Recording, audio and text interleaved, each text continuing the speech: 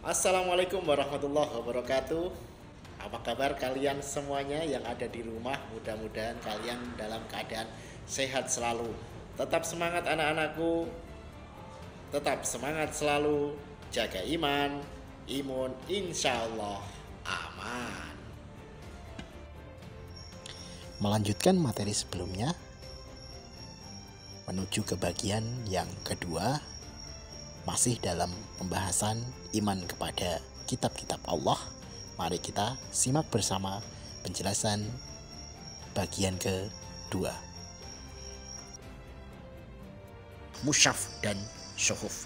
Di samping kitab-kitab tersebut, Allah Subhanahu wa taala juga menurunkan sahifah antara lain Nabi Idris alaihissalam, Nabi Ibrahim alaihissalam, dan Nabi Musa alaihissalam yang berisi perumpamaan, ibarat dan suri teladan. Begitulah penjelasan umum tentang kitab-kitab Allah Subhanahu wa taala yang diterangkan dalam Quran surat Al-A'la surat 8 ayat 18 sampai 19. Kitabullah atau firman Allah Subhanahu wa taala dapat dibagi menjadi dua jenis, yaitu suhuf dan mushaf. Kata suhuf ya dilihat dari Quran surat Al-A'la surat 87 ayat 19. Kedua kalimat itu berasal dari akar kalimat yang sama, yakni sahafa dan suhuf, tunggal berarti lembaran yang tertulis atau sesuatu yang dibentangkan, sepenggal kalimat yang ditulis dalam material seperti kertas, kulit, daun atau media lainnya.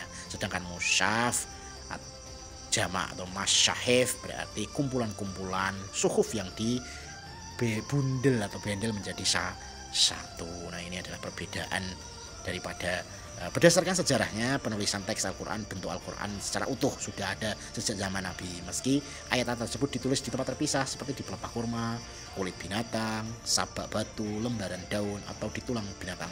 Pasca Rasulullah SAW wafat, Khalifah Abu Bakar radhiyallahu anhu memerintahkan agar Al-Quran disalin dari berbagai sarana yang terserak itu ke dalam sarana yang sama dalam bentuk lembaran-lembaran yang dibundel agar tak ada satupun himpunan ayat yang hilang. Di samping itu, agar terhindar dari perselisihan antara kaum muslimin, khususnya di masa Khalifah Utsman bin Affan. Khalifah ketiga ini meminjam naskah asli Al-Quran yang sudah ditetapkan kesahihannya oleh Nabi SAW kepada Hafsah, istri Nabi yang diamanati memegang naskah asli Al-Quran, dan memerintahkan 4 sahabat yang dipimpin oleh Zaid bin Sabit untuk menulis ulang Al-Quran menjadi salinan yang sempurna. Salinan tersebut kemudian dikirimkan oleh Khalifah Utsman radhiyallahu an ke beberapa besar di dunia Islam. Tersimpul bahwa suhuf terdiri dari beberapa lembaran. Isi suhuf terdiri dari susunan ayat di dalam surat, tetapi lembaran-lembaran yang ada belumlah tersusun secara rapi, tidak dibundel menjadi satu isi. Sementara itu maksud mushaf pada saat ini memiliki arti lembaran-lembaran yang dikumpulkan di dalam Al-Quran yang telah dikoleksikan di masa Utsman bin Affan. Pada saat itu setiap ayat dalam surah telah disusun dengan rapi. Itulah sebabnya umat Islam menyebut setiap duplikat Al-Quran yang memiliki keteraturan setiap ayat dan surat disebut mushaf. Nah, yang kelima adalah pentingnya beriman kepada kitab Allah. Semua orang ingin sukses dan berhasil, tetapi tidak semuanya berhasil menggapainya disebabkan tidak menempuh jalan-jalan yang sudah dibentangkan Allah Subhanahu wa taala. Jalan itu adalah jalan agama yang termaktub dalam Kitabullah. Namun perhatikan dengan seksama realitas kehidupan saat ini, tidak banyak manusia yang konsisten mengamalkan agamanya. Akibatnya hidupnya menuai kegagalan dan kesengsaraan. Sebaiknya keberhasilan dan kesuksesan akan diraihnya asalkan menempuh jalan yang benar, melewati jalan kesungguhan dan cara-cara yang benar. Allah Subhanahu wa taala berfirman yang artinya, dan masuklah ke rumah-rumah itu dari pintu-pintunya. Artinya berjalanlah di jalan yang sesuai dalam koridornya, dalam garisnya itu.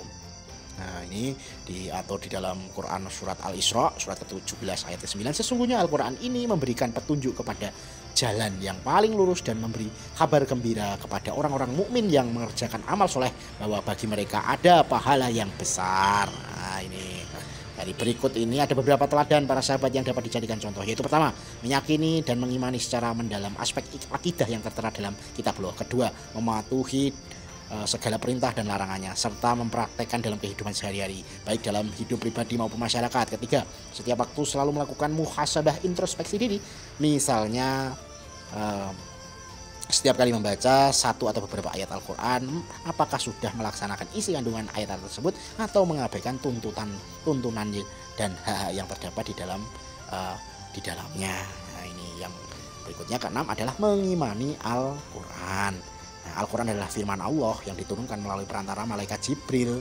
Ada beberapa surat itu yang menunjukkan menceritakan tentang turunnya Al-Quran yang dilewatkan perantaranya oleh Jibril. Itu surat Asy-Syura surat ke-26 ayat ke-192 sampai 194, atau surat Asy-Syura juga yang sama ayat ke-7. Nah, ini Allah Subhanahu wa taala mewahyukan Al-Qur'an pertama kali hanya 5 ayat, yaitu Quran surat Al-Alaq surat ke-96 ayat 1 sampai 5. Saat Nabi Muhammad SAW berada di Gua Hira Mekah tanggal 17 Ramadan, diturunkan secara bertahap kurang lebih 23 tahun.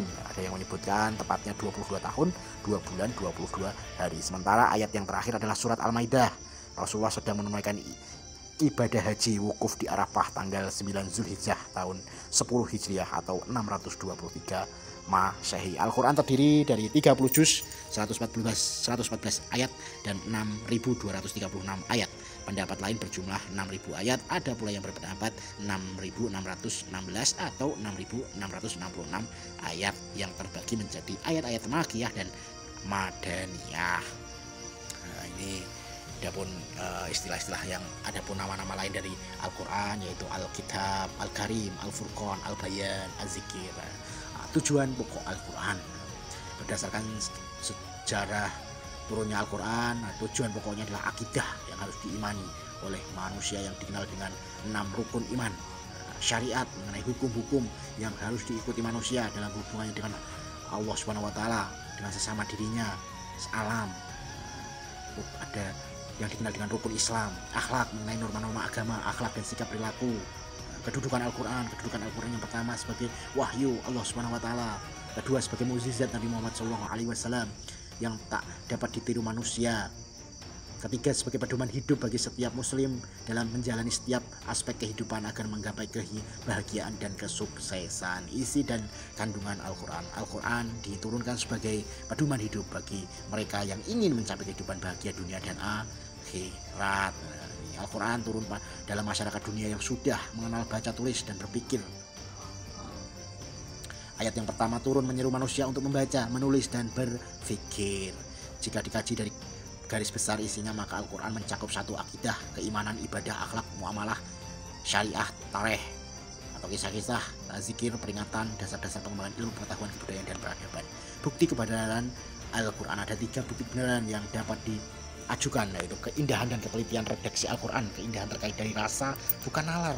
Apabila bagi kita yang bukan orang Arab namun ditemukan hal-hal yang menakjubkan, misalnya keseimbangan yang serasi antara kata-kata yang digunakan, keserasian jumlah 2 kata yang bertolak belakang.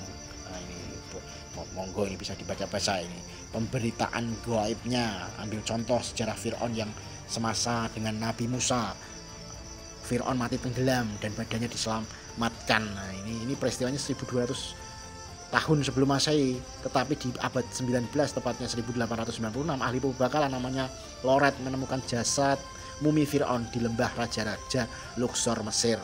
Nah, selanjutnya pada tanggal 8 Juli 1908 Elliot Smith mendapat izin dari pemerintah Mesir untuk membuka pembalut-pembalut Fir'aun tersebut, dan kini kita semua dapat melihat jasad Fir'aun tersebut di Museum Kairo. Nah, itu dari penemuan itu bisa dilihat bahwa kematiannya Fir'aun itu ada di dalamnya seperti kemasukan air yang begitu banyak yang mengakibatkan dia mati. Nah, ini sudah jaraknya ribuan tahun, 1200 tahun sebelum Masehi, bukan hanya Masehi.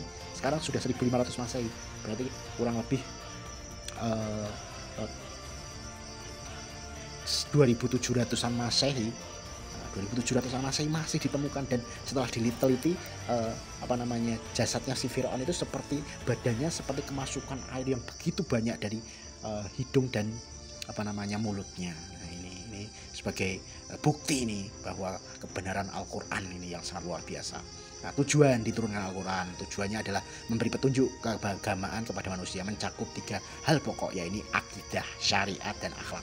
cara Al-Quran mencapai tujuannya. Berikut cara Al-Quran untuk mencapai tujuannya, yaitu mengajak manusia memperhatikan alam semesta agar tumbuh kesadaran bahwa ada pencipta yang memberi bimbingan, sekaligus dengan mempelajarinya akan menemukan rahasia yang dapat mempermudah hidupnya sehingga nyaman dan sukses. Mengajak manusia memperhatikan jati dirinya sehingga mengetahui sisi kelebihan kekurangan dalam ikhtiar menata hidupnya.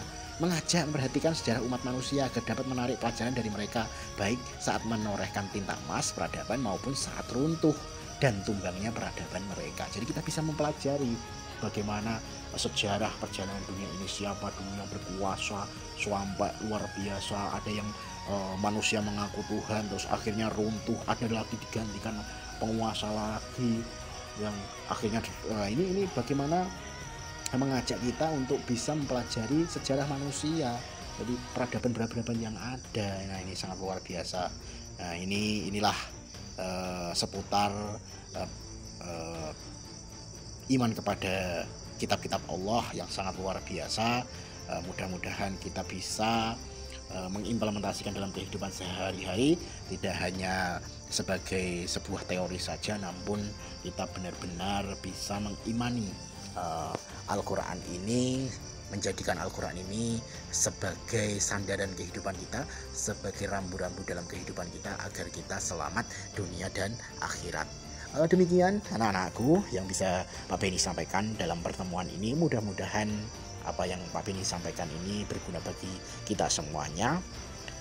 Anda bisa mencari sumber-sumber yang lain yang kredibel, artikel, jurnal-jurnal, ataupun informasi yang valid mengenai bagaimana iman terhadap kitab-kitab Allah Subhanahu wa Ta'ala. Demikian anak-anakku, wallahu muwaffiq ila aqwamit thoriq. Wassalamualaikum warahmatullahi wabarakatuh.